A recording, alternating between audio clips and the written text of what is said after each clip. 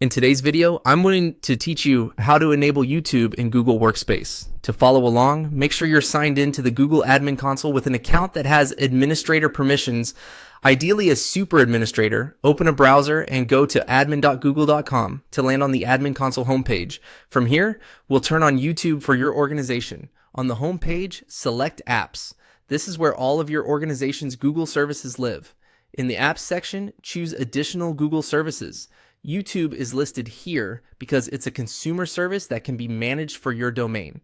If you don't see YouTube right away, use the pagination controls at the bottom of the list. Click the arrow on the bottom right to move to the next page, then scroll through the list. The services are in alphabetical order, so continue until you find YouTube. Click YouTube to open its settings. On the YouTube overview page, look for Service Status. This control determines whether users in your organization can access YouTube with their work accounts. Click Service Status to open the on-off options. Select On for everyone to enable YouTube across your entire organization. This is the fastest way to provide access for all users.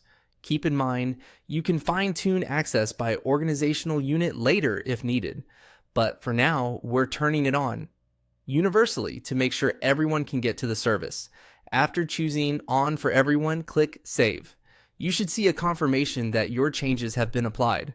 Policy changes in Google Workspace typically propagate quickly, but in some cases, they can take up to 24 hours to reach all users and devices.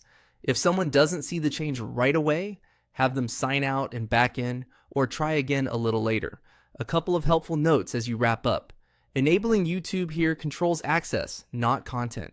If your organization needs restricted mode, age-based access, or additional filtering, those settings are managed separately and can be configured after this change.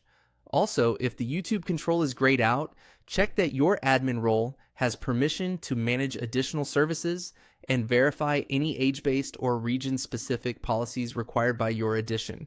That's it.